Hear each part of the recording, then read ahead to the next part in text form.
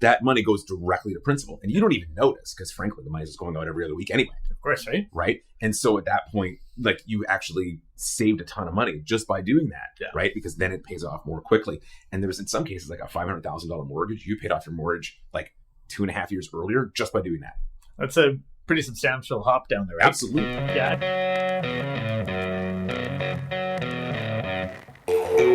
Hello, everyone. Welcome to Bamboo Vancouver's Property Management and Investment Podcast. This is actually our second year. We started this in February of 2023, so you're my 2-year anniversary show or something there. Wow, honored. Yeah, right? Thank you. So we've got Jordan Kofsky of Kofsky Mortgages back on the show. Hello. Just to basically go over, there's been a lot of goings-ons in the mortgage world, so tell me about it. We're going to get you to unleash that, and we're probably going to touch in on a couple of the things going on with the tariffs and whatnot. I guess we have to mention tariffs for SEO, so tariffs. Don't forget the tariffs. Excellent. So tariffs. Yes. So a couple of questions for you just before we get into it, so people kind of know who you are. For sure. How long you been doing this? What got you into it? What brought Jordan to the mortgage world? Oh, that's a great question. Okay, so I guess this is my officially my 6th year in the business. Yeah. So I've done a full cycle. I like to say, I did a full 5-year terms. Yeah. So now I finally get my own. Some people calling me again to be like, "Hey, let's get the ball rolling again," which is kind of nice. Yep. But I started, right when COVID hit, and that was a very strange experience to get started in. Oh, I imagine. And then, but when I started, the idea was, how did I get into it? God, that's a good question. A couple of things. One was actually I was selling print ads. I used to sell print ads, BC Business Magazine, a couple other things. Okay. And eventually I sold one to a mortgage broker, a very well-known mortgage broker, one of these guru type guys. Yeah. And he calls me and he goes, "What are you doing, Jordan?" I was like, "What do you mean?" He's like, "You should be doing real estate or mortgages or something." And I happened to say I've always really been interested in getting involved in real estate. And then he started talking about which one I would want to do. Yeah. And of course, frankly, being dyslexic. And so I found myself being I'm very I want things black or white. It's one or the other. Yeah. It either works or doesn't. So numbers will do that for you. And numbers does that. Mortgages, I like finance. I like helping people. I like the connection, and I like working with people over time. Yeah. So all of those things really kind of come together as a very good mortgage broker. So I find that just fits me so well like a glove. And I've always been somebody I don't like to take orders from people. So I wanted to make my own business. So again, it just landed for me perfectly. Yeah, absolutely. And it's funny you talk about the relationship building, working with somebody, because that is a major shift. I know that realtors have that moniker of the suit with the pads and sell, used car salesman. That's not how you do business at all. And once you build your relationship, then things go a lot smoother. You know what I mean? So, I think the good realtors are like that. Yeah. There's a lot of realtors, I'm sure you know this, is that they're very transaction. It's boom, conversation's done, sales over, beat it. Oh, I would never say something about that, would I? No, never. But I mean, it's so prevalent in our industry that happens. And, even yesterday, someone was like, "You guys are all used car salesmen, Yeah. And I was like, whoa. you just talked to me for the first time on the phone. Right? Let's try and figure out how I can help you before you start insulting me. Yeah, right. Fair enough, right? So I guess, speaking of talking to people on the phone, what are the steps to getting a mortgage? Just as a high overview, obviously, we could do an entire show based on that. But as a high overview, essentially, what are they going to ask you for? How do we begin? Yeah. So basically, my very first phone call with a client is during our discovery call, we go over goals and things like that. But essentially, the main thing we sort of highlight is what are the 5 main factors of home approval. So with those 5 main factors, it's basically okay, what do they look at? They look at, for number 1, it's going to be your income and employment. Of course. So what do you do? How long have you been doing it for? How do you get paid? That sort of thing. Are you salary, hourly, etc. Yeah. Then it's going to be, okay, what about your assets? So do you own 5 boats? Do you own 3 cars? Do you own 2 houses? That's kind of important to know. But on top of that, they're more interested as well as things like things like liquid assets. That would be your stocks, bonds, mutual funds, savings accounts, etc. And then in addition to that, that would be 2. 3 is going to be your liabilities. So that's things like, what's your credit score? How are you doing with paying off your debt? What kind of debts do you have? How much do you pay out per month, etc., etc. Yeah. Right? I guess also with the owning of the car, do you own the car or are you leasing the car? Because I'm sure people get this mixed up sometimes. All the time. I have a car, but I actually don't own it yet. Correct. Well, and then what happens is that, you're paying $500 a month for it. I'm like, well, that $500 a month for it actually takes away from how much you can afford for a mortgage because you're paying out for a loan. And then finally, number 4 is going to be your the down payment. So how much money do you have, frankly, and where is it currently? There's a very big difference between it being in Canada or a Canadian savings account and it being in Ukraine right now or Russia. Like, well, hey, that sounds interesting, So they want it in, of course, Canadian accounts or it all being very clearly organized and clearly shown exactly where that money is. And then 5th is the property itself. That's where you guys come in and make sure that the property is up to par. Because if the property is, the roof is caving in or half the building's falling off, the lender's not going to be so keen on that. If there's a big leak, you see lots of those properties on Broadway and in Vancouver, in that area, or the leaky condo syndrome. Like that kind of stuff really causes problems and lenders don't want to lend on those properties. So it doesn't matter how great you are with the first 4. If the 5th one, the property's no good, not much I can do. Plus, you wouldn't want to buy a shitty property anyways. Exactly. It's a nice guardrail. Yeah, it's exactly. Really. So now, why use a mortgage broker instead of a bank? I've seen numerous clients that say, I'm just going to go talk to my bank. What's the difference? Why use you? Yeah, well, that's a really great question. And ultimately, I even tell clients, all the time, like, have you seen your bank yet? And they're like, oh, not yet. I'm like, oh, go do that. May as well see what other options you have. Of course. But if I have access to the same branch or same bank, well, then I go, hey, look, I have access to that bank. Not to worry. You can go there if you'd like. Yeah. But I'll probably give you the same thing. And they're like, okay, great. But in addition to that, so with a mortgage broker, we have access to 50 plus lenders across the board, all kinds of different solutions and options and products that are available for clients, where it comes from things like if you're a typical A1 guy that owns his own business or, is a salaried employee, okay, you're going to go one way. But if somebody else is something a little bit different, well, then you're more unique. Well, again, mortgage broker helps you because as an expert in the industry and expert in mortgages, that's my thing. So talk to me, we'll find a solution and make things work. I like to get creative. I like to find solutions to make things work. I had a client just recently, they were declined by the bank and then they came talk to me and then we got it approved at a different bank. Just by explaining it a little bit differently. And they go, oh, we can do that? Of course. This is how we present it. And they go, oh, okay, that works and makes totally fine. The bank was totally okay with it. And they go, works perfectly.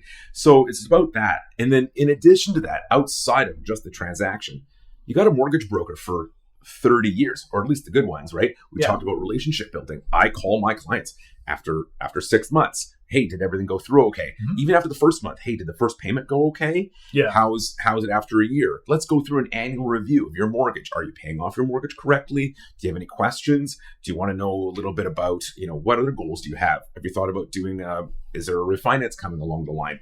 We're not talking this year, but in a couple of years, are you planning on having kids? What about things like a home equity line of credit? Do you know about how all these things work? Yeah. And then you have that conversation like every year. Then that conversation becomes more natural and you become more aware. And then I really love it when clients get really excited about learning about their prepayment options. Yeah. I love that because if there's an opportunity to beat your bank, do it. Yeah, absolutely. Do it. Right? The banks make money for a reason. And so when the banks make money, which is great, like good for them, they never not win. They never not make money. The other bank has never lost money. Right. They don't. So if you can figure out a way to sort of take a little bit of that share for yourself, take it as a win. And what those prepayment options are there for. Okay. Now, with using a mortgage broker, how do you get paid? It doesn't cost the user generally, but how do you get paid? Who's paying you? Yeah. So the client, 99% of the time, will not pay the broker. How it works is the lender pays me directly. It's sort of like a finder's fee. The lender goes, "Hey, great, we love these great clients. Well done for bringing us these amazing clients. Here's your finder's fee." Okay. And then the finder's fee is XYZ dollars, depending on how large of a loan it is and what kind of term it is. Yeah. It has nothing to do with the rate. A lot of people think it is, but it doesn't. So that's sort of how they do it. Term, rate, amortization, that kind of thing. Yeah. Excuse me. I said rate there, not rate. So term, the loan amount, etc. And so with that in mind, I think it's important that you work with a mortgage broker because, again, we're not taking your money. The bank has already sort of baked in the cost already. So it doesn't hurt you in any way to have an expert working with you as your guide. Right. And so I think that is what makes it important. The very, very, very rare opportunity or case where you have to pay the mortgage broker is when you have to go into like what are called private mortgages. Okay. And then that's where it's things like the broker will set a fee and say, hey, you owe 1% or 2%, et cetera, of the loan to me because your loan is so unique and so specific and so difficult, frankly, that this is how it works. Okay. But it's so rare that happens. And your broker should tell the client very clearly, this is what's going to happen. Yeah. Because it's part of the process. I don't want anything at the last minute to be like, oh, hey, by the way, you owe me like $5,000. Like, what do you mean? Yeah. People generally don't like surprises with money, right? No, I've learned that.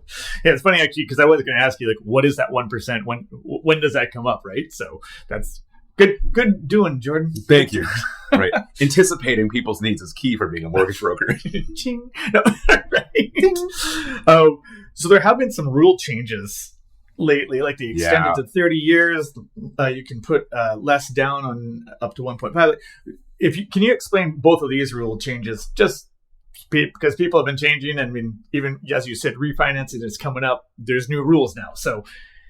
Yeah, so if you're first-time home buyer, and you're buying a property and it's over $1 million, you're now able to buy a place for over $1 million for less than 20% down, which helps out quite a lot of people because, Lord, like, man, it's tough to get like a $200,000 plus down payment to buy anything. Like, man. And so in the city of Vancouver and any other very high-end, very expensive real estate, being able to do that really makes a big difference. Yeah. So I found some benefits for that, for sure. Clients are liking that. And, I have a client, for example, right now that he has, about a 140, but he's looking at buying a detached home. And he's like, can he do it? The numbers work, his income works and all that. And he's new to Canada, so it'll get organized. So not a problem, but just had some trouble getting the down payment.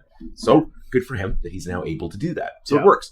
Then you're able to stretch it out to 30-year amortization now instead of it just being 25 years, which of course gives you a lot of options now because all of a sudden your cash flow is now is easier to manage because the payments are now lower because your, say, $1 million mortgage is now no longer amortized over 25 years. It's now amortized over 30 years, which is a larger. Yeah, so it brings down that monthly payment, brings it down. Now, is that 30-year available for everybody or just first-time buyers? First-time home buyers in this case. But of course, if you have 20% down, et cetera, then of course, the 30-year amortization option is available. Now, will that 30-year amortization also work for a refinance if you've brought it down? Because you're going to build equity, which we'll talk about later on in the show as well.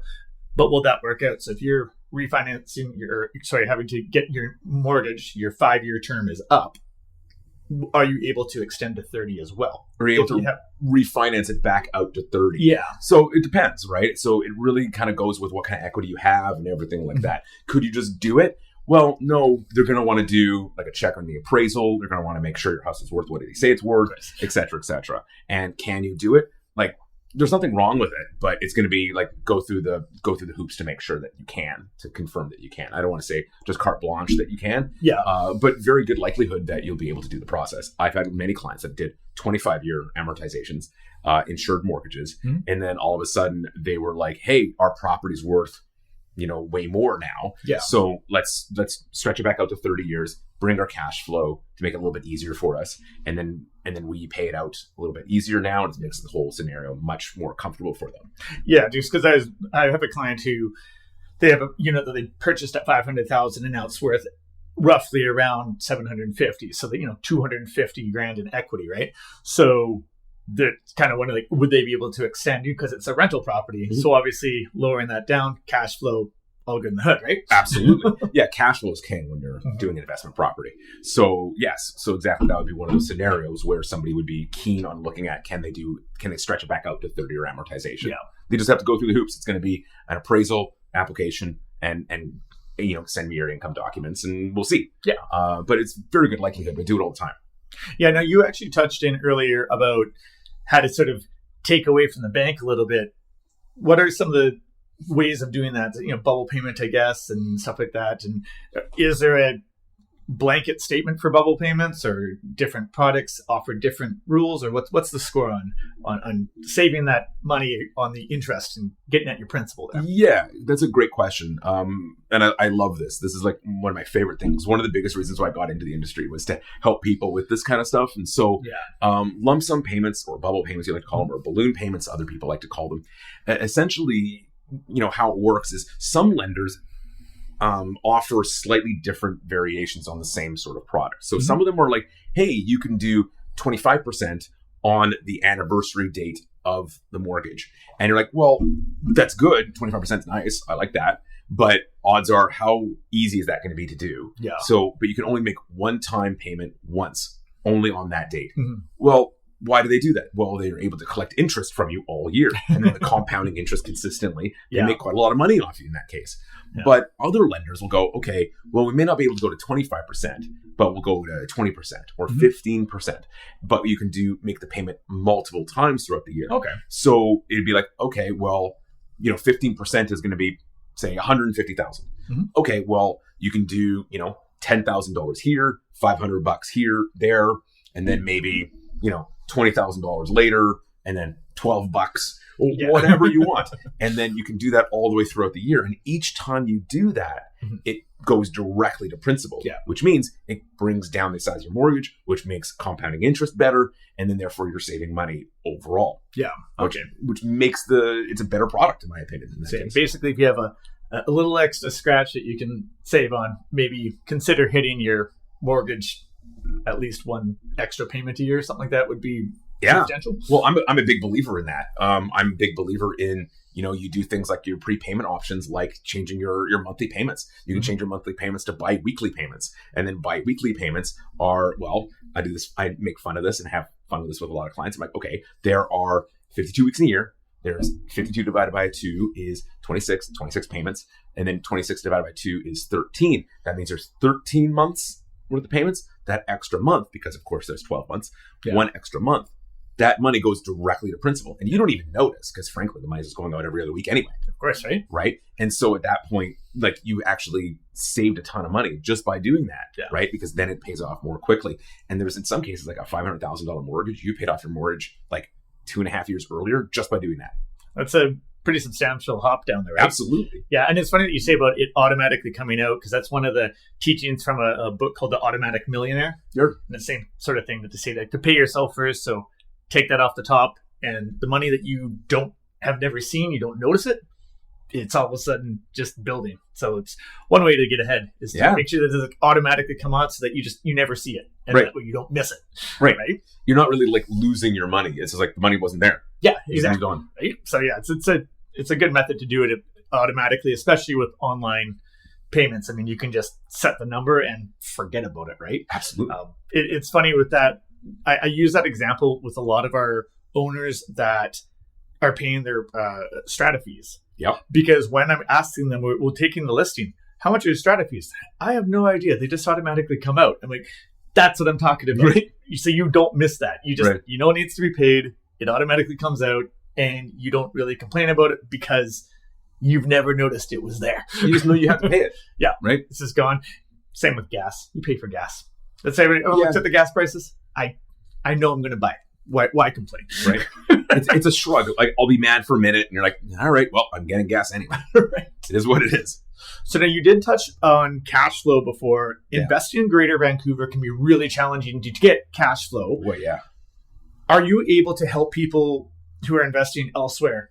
Nova Scotia, New Brunswick, anywhere not BC, because obviously you're licensed for BC. Yeah. How does that look? So the answer is yes. So I've helped clients like purchase property in Nova Scotia, and how it works is essentially is that lenders sort of go, hey, how do you know this person? Well, like, it's my brother. Yeah. Well, I'm able to help my brother buy a place. Like, that's no problem.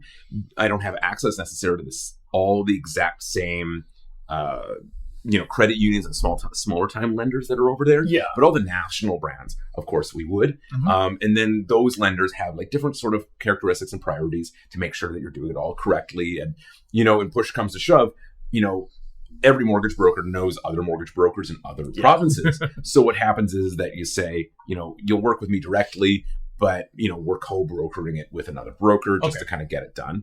And, we all make sure we're all connected together to make sure it all goes the correct way. Yeah. So that's how, we sort of do that. Because the idea, of course, is that we're licensed only for British Columbia. Yeah. Right. So that's kind of the key. But are we able to help people look for properties in other places? Of course we are. Okay. Yeah. I mean, it works the same way with the realtors. Obviously I'm licensed in BC. I don't know anything about Nova Scotia, so I'm going to call somebody Nova Scotia for sure. Yeah, right? Exactly. I mean, same sort of thing.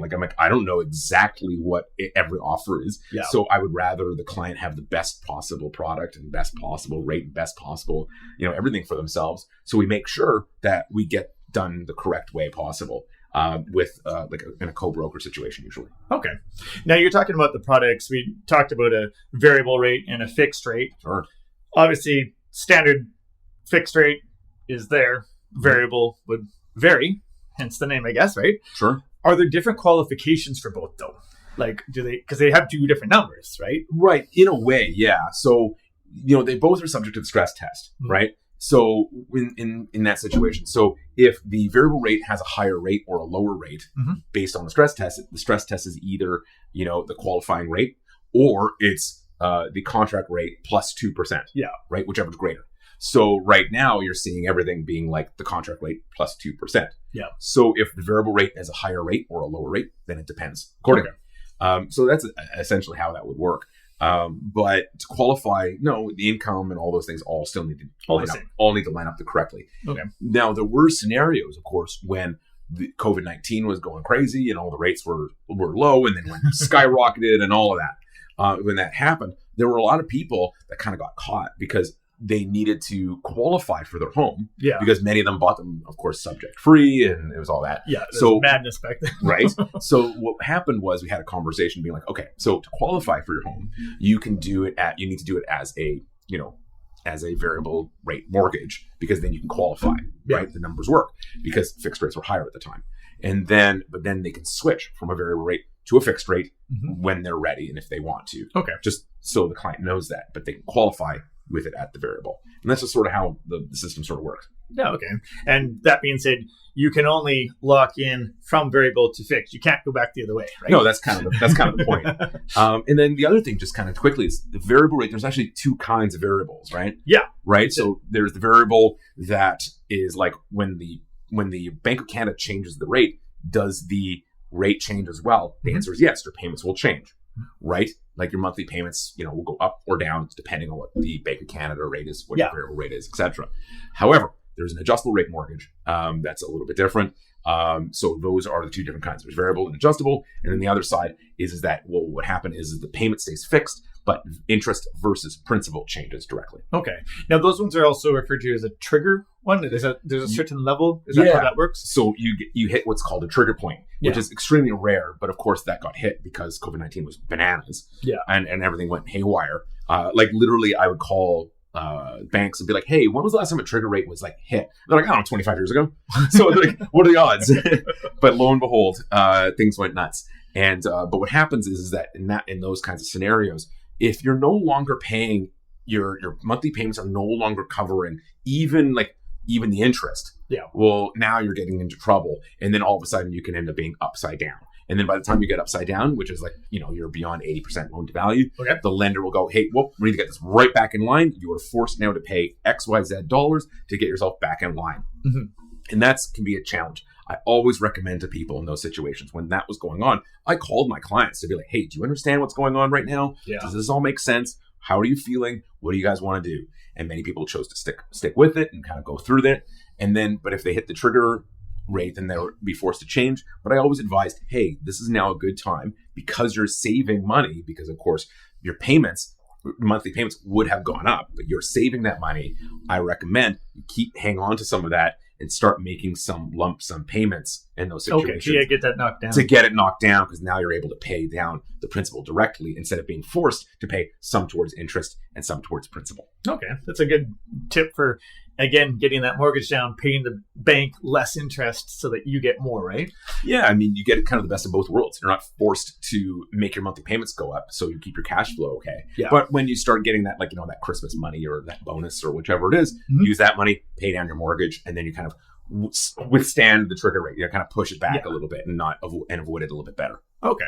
So now that being said, if the worst of the worst happens, what happens if you break your mortgage? Yeah, so don't call me. No, I'm kidding. No. So break your mortgage. That's common enough. So much like as you described. So if you're trying to go from a fixed rate mortgage to a variable, well, you're breaking a mortgage. Yeah, that's the way it goes. So you got to make a penalty. Or if you're moving, and you can't port your mortgage. Port your mortgage meaning you can't take your mortgage with you, so to speak. Okay. You have to break your mortgage, or you want to refinance, you have to break your mortgage, things like that. If you're doing anything within the term and you're trying to change essentially the terms of the mortgage, right? Well, that's a break of the mortgage, which means you get dinged on a penalty. So there's different kinds of penalties. There's the 3 months interest penalty or the interest rate differential penalty. Okay. And then in our world, we call it the IRD penalty. And that penalty is usually much higher than the 3 months interest penalty. So you try to avoid it the best that you can. And usually the 3 months interest is a much lower penalty, which is what you want to get. Now, is typically the 3 months interest penalty more common on a variable or a fixed, or where would you find, is that more common somewhere? And it's obviously something you'd look for when deciding what mortgage to get, right? Yeah, absolutely. That's actually a great question. So people choose variables versus fixed based on those reasons. So a fixed rate, if you break your fixed, you have to do an interest rate differential penalty or a 3 months interest, whichever is greater. Okay. Right? And as I mentioned, the 3 months interest is usually lower. Yeah. Right? So, and when you have a variable rate and you want to break it, then you're able to do just 3 months interest. So that's usually a better option for people in that situation. Now, what happens though is that if you decided to have a variable and you want to switch to a fixed, right? Well, that's no penalty. There's no penalty to do that at the same institution. So if you go to the lender and say, hey, I want to switch from my variable rate to whatever the fixed rate is now, I want to do that, boom, done. But then, of course, you have to sign a new contract. And the contract says, if you break this, you have to do interest rate differential or 3 months interest, no matter whichever is higher. Of course, exactly, right? And so, because all of a sudden you're now in a fixed rate mortgage. So that's just how that one works. Very common. A lot of people doing it right now because interest rates are so variable. Things are going up and down. Like people are just like, kind of what's going on. Yeah. The Bank of Canada, the tariffs we're going to get into. With all of that happening, a lot of people are kind of going, hey, maybe this is the time to go variable because things seem to be cresting and coming down. But as I recommend to clients, you got to understand what that means and how you're doing it and make sure you're in contact with me, your mortgage broker. I'll make sure I'm in contact with you so you understand exactly what's going on. Yeah, the lay of the land before you go and pull that trigger, may accidentally shoot yourself in the foot, right? Absolutely. Absolutely. And I believe being strategic is important. Don't just go into it and be like, yeah, I'll save money. I'm like, well, know what you're doing while you're doing it, please. Yeah, of course, because you got to sort of balance out, is the penalty worth it to get the lower rate? Which is kind of what I was going to ask you right now is, in your opinion, with the rates that seem to be dropping gradually now, do you think it's better for people to go with the fixed or the variable? Oh, man. Putting me on the spot. So I'm going to cop out on this one a little bit. And I'm going to say, it depends on the client, really. Yeah. I've had a client recently that I was chatting with, and they are really, really, really high strung. You could totally tell, you're talking. And they're like, so do you think I should go variable? And I'm like, look, you're worried about $100 about your groceries. We were just chatting about this. Yeah. And I'm like, maybe fixed. So you know exactly what your payments are, you know exactly what's going on, and you feel more comfortable. You don't have to do a 5-year fix. Why don't you do a 3-year fix? Yeah, okay. You know what I mean? And sort of kind of balance it out that way. And she never thought of that as an option. She was like, no, variable, because it makes more sense and I can kind of watch this thing go. I'm like, well, if you're willing to do that, you're going to have to kind of suspend how you naturally are as a person, which is making sure that you really want everything to be perfectly lined up. Yeah. I'm more than happy to manage that with you. But the key is that they need to sort of understand that's what they're doing. Yeah. You know what I mean? It's not there's no perfect solution, no perfect right answer to that.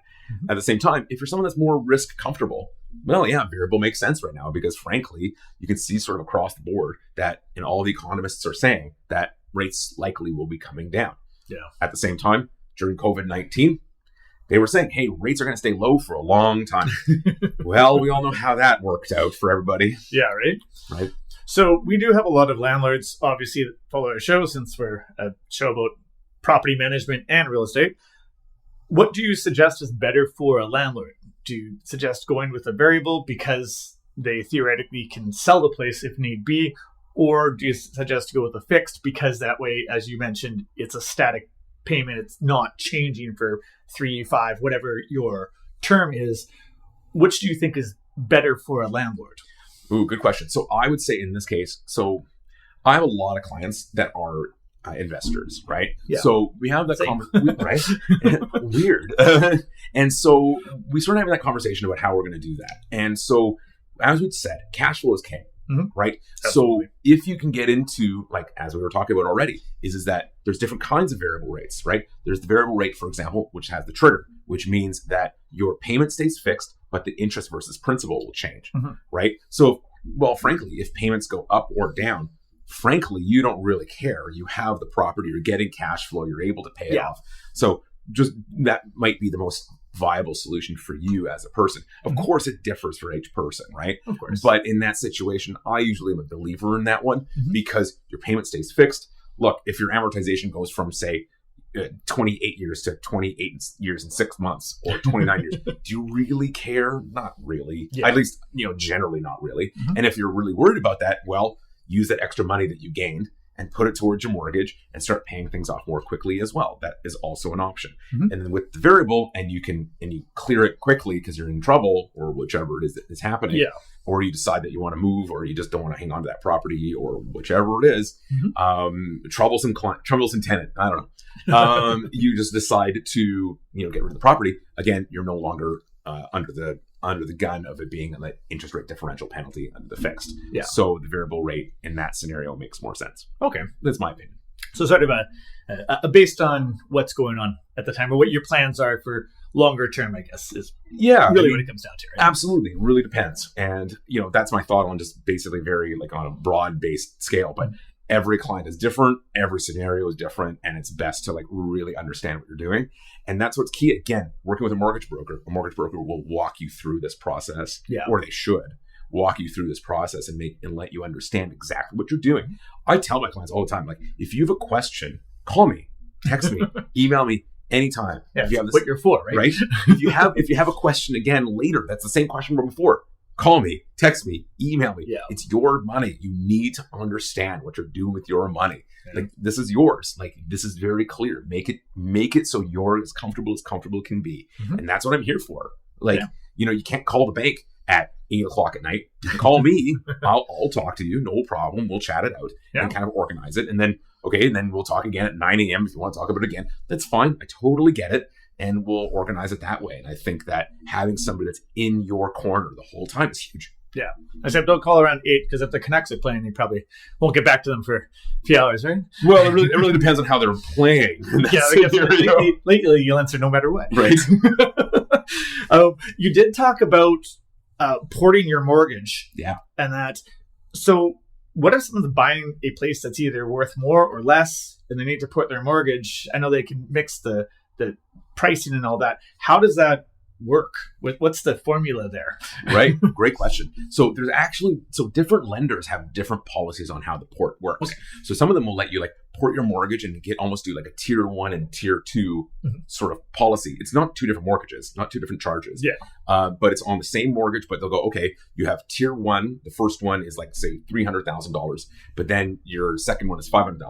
The $300,000 one has a 2-year term left at 2.5%. But then the new one is 4.5% for 5 years. Well, you can set it up that way. I would recommend talking to a mortgage broker while doing that to make sure that they line up as close as you can, because it kind of sucks to have to, renew a bunch of times. It's the whole process is a pain. Yeah. And at the same time, the bank kind of owns you because you can't bring one of them with you and break the other. So that sort of becomes that also becomes a bit of a thing. Yeah.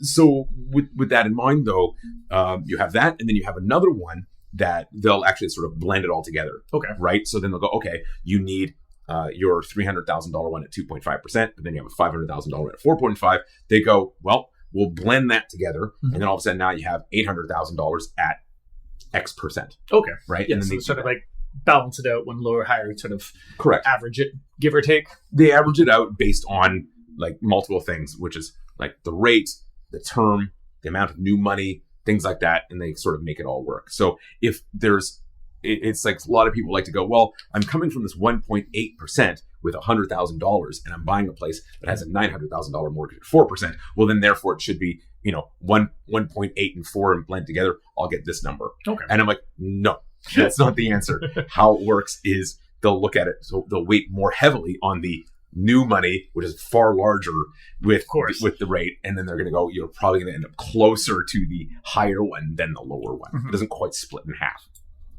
Okay, that makes sense. Now, you did touch in before on a home equity line of credit. And I guess equity in itself, what is it? Because some people are unaware. And then how can it be used? Because, some people say, my place is worth $200,000, but you have 4 more years left in your mortgage. So you can't break the mortgage, obviously. Yeah. So can you tell our listeners how to set this up the best so that you can actually make your place work for you? Yeah. The other way around. Yeah, great question. So let's say, okay, you're saying that the person has their mortgage and they're like, hey, this place has gone up in value. I'm still in a mortgage. I'd like to open something like a home equity line of credit. Mm-hmm. So a HELOC, what we call in our industry, a HELOC or home equity line of credit is what they'll do is that they go, okay, your property is worth, $900,000. Mm-hmm. Okay. And you're able to take out based on your income and the equity and how the math all works out, you'll be able to take out $200,000 hypothetically for your home equity line of credit. So you have to go through the process of how the bank wants to do it. The institution has to be able to provide that product, which is a home equity line of credit, because some lenders don't do that. And then what they'll do is they'll go, okay, they go through it, and then now all of a sudden you're approved, go through the process, and now you have an account that has $200,000 in it. And then you have to pay whatever the mortgage rate is on it. It's usually some sort of variable. And then it'll be like you make the payments accordingly as much as you take out of that. If you take out $0, well, then you owe zero money back. but you have access to, say, $200,000. Okay. And it's always recommended that you get access to those things while you're working and while you're earning money, because it's a great rainy day fund scenario. Yeah, just in case. Absolutely. Crash your car or something, right? Yeah, I mean, look, I've had clients that go, well, I don't really want to incur more debt, and so I don't want to do that. I'm like, well, but it's like a rainy day fund scenario. Yeah. And if you get sick or stop working or something happens and then you need that money, well, if you're not working, they're going to go, well, how are you going to pay back this HELOC? And you go, well, I can't because I just lost my job. Well, then you ain't getting the money. Yeah, it's kind of funny how you can't get credit if you can't pay it. Weird, right? Right. Well, the bank is the only place in the world that says you go in, you go, hey, I need money. Well, do you have money? Well, no, that's why I'm in the bank. Right. And then if you go to like a restaurant, hey, do you have any food? No, that's why I'm in the restaurant. Well, can it give me food? No. Do you have money? Well, okay. Yeah, exactly. Right. It's kind of an odd scenario where it's the only institution I can think of that it literally asks you for the thing that you're asking for. Yeah. If you have money, then they'll give you money. If you don't have money, it's much harder to get money from the bank. Yeah. Well, it's also like super funny. It's same like those interview questions they'll ask. Oh, why do you want to work here? Because I need a job. I need money. Right. That's how it works.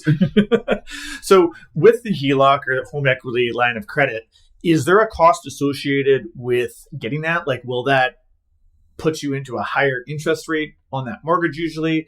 And additionally, if you don't have a HELOC on your current mortgage, is there a cost? Can you get a HELOC on one that you've already started in case somebody, hadn't thought about that or wasn't explained to them?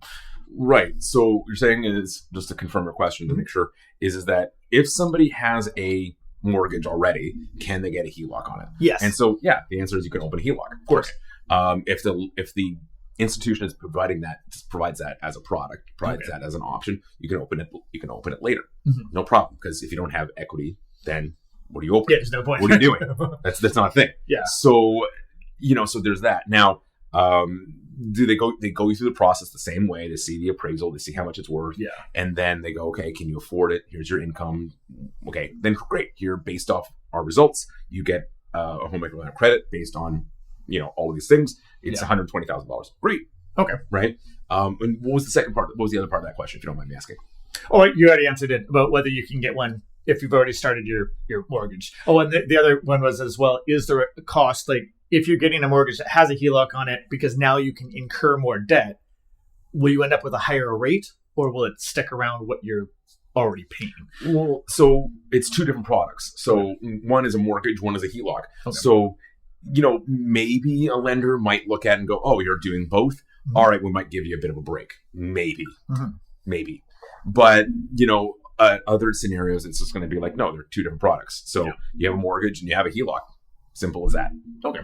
Yeah, that's a good way just to use that equity to benefit, because obviously if your home is not helping you build, then it's not really an asset. Very true. A lot of people look at that and go, you're, in a sense, if you're not building anything with your house, for example, so to speak, then it's just an expense. Yeah, absolutely. Right? Until you pay it all off, then it's an asset. Yeah, right. Exactly. Right. But if you're able to consistently, your equity is going up and your cash flow and all those things are all good, well, then it's an asset for sure. Yeah, absolutely.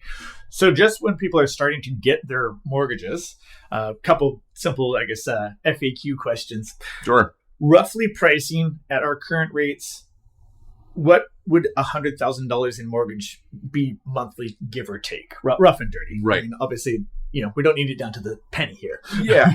Goodness. Lightning round.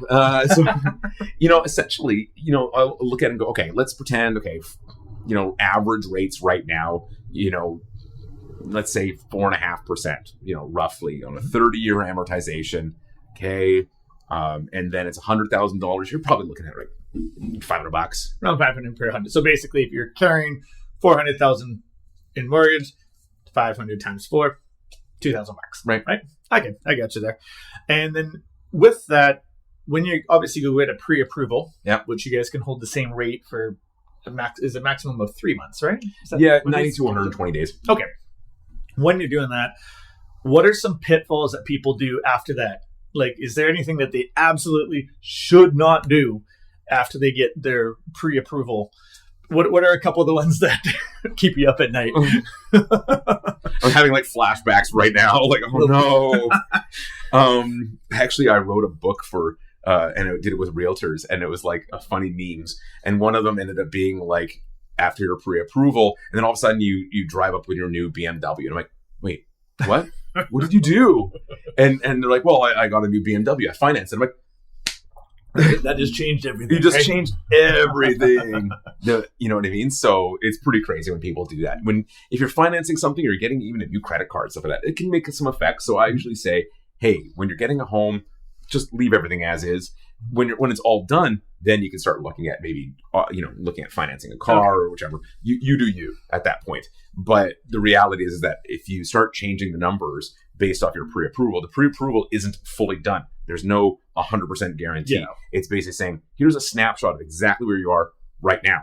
But if everything changes in a month, well, then what are we doing? If you all of a sudden don't have a job anymore, well, what am I giving you a mortgage for? Well, I got pre-approved based on my old job. Great. Yeah, it doesn't exist anymore. You don't exist. Right? You don't work there anymore. Right? So basically what you're saying is once you get your pre-approval, just stand still. Don't go doing anything crazy, right? Yeah. And if you are doing something crazy, like changing jobs, let's have a chat about that. Because I have had that situation come up, and then we just sort of navigate it and make sure that everything's organized. And even I'll call the lender and talk to them and be like, hey, the client is thinking about doing this. What are your thoughts on that? But this is how we're going to structure it and make it make sense. And the lender goes, yeah, that makes sense. No problem. So also with the pre-approvals, how does that work for people who are self-employed, for instance? They're not on salary, or they're on, say, like realtors, for instance, commission. Yeah. Could have a killer 2 months and then dead. So how does that work? Is there any tips for people who are either the boss or the entrepreneur or any of these people? Yeah. How does that work? And these are my favorite clients actually, is so how it works actually is that let's say you have your own like corporate income, say, and a lot of people like to hold their corporate income in the corporation so they can pay less in tax. Yeah. So as a result, lenders have sort of have programs called BFS or business for self, entrepreneurial type clients fit very well with this. So what they'll do is they'll look at your personal income, but then they'll also be able to look at your company financials, etc. Yeah. And then say, hey, we realize that you're holding your money in your corporation. That's great. No problem. Based off this information, we're able to boost your income to XYZ dollars. Okay. And actually that works. So in the same way with a realtor, in much like the business owner, they usually look at what's called a 2-year average. Okay. So right? that's basically look for your tax returns past couple of years, see how much you brought in actually, and then average it across. I got you. Exactly. And then if there's some sort of like event happening, like COVID-19. So what happens in that situation is that, okay, at the very beginning of COVID-19, nobody was going outside. No one was buying anything, nothing. Right. Yeah. So lenders were going, okay, I want to see how much you've already brought in this year. And if you're on track to make what you made the last few years. Yeah. Okay, sure, we'll do it. But if all of a sudden, like you go, okay, I make $200,000 every year. And all of a sudden you've made, $5,000 in the first 5 months, they're going to go, hey, you're not making the same amount. So you're not going to be able to qualify for that same amount. Okay. And that absolutely makes sense, right? I mean, math is math. Right? They're going to go, look, this doesn't work. Yeah, perfect. Well, I think we got through most of all the information that our brains can hold on for right now. We'll have to get you on again for more. Glad to be here. I loved it. Perfect. So if someone's trying to get a hold of you to learn more and use you as a mortgage broker, how do they find you? What's the best way? First of all, you're going to talk to Haze. Haze will hopefully refer me, right? No, but more importantly, check out my website, kofskymortgage.ca. You can look me up on Google. Look up Jordan Kofsky Mortgage Broker, or probably even just Jordan Kofsky. Yep. To do that, frankly, I don't Google myself that often anymore. So hopefully I'm come up quickly. It makes you sad. Right? It does. It does a little. And so that would be a good way to do it. I'm sure you'll have my information in the description where you'll be able to get my phone number, email address, et cetera, that way too. And I'm always available to chat. And I'm always interested in kind of sharing. And I have this cool new program that I like to do called Adopt a Mortgage, where even if I don't have your mortgage, like I didn't actually do your mortgage with you, give me a call and I will like go through your mortgage that you currently have, walk you through it, walk you through your prepayment options, see what works, what doesn't, and then just try to be like your guide anyway. Because as I said, if there's a way to help, sort of beat the bank, I want to be there to do that. I really am. So that's sort of my jam about it. So if you want me to quote adopt your mortgage, feel free to reach out to me. I'm happy to do that too. Awesome. Well, it's a great product and service there that I didn't know about that. I'll get you to check out ours now too. Yeah, exactly. Awesome. Well, thank you very much. If you guys have been listening for this long, we really appreciate. My name's Haze. This has been Bamboo, Vancouver's property management and investment podcast.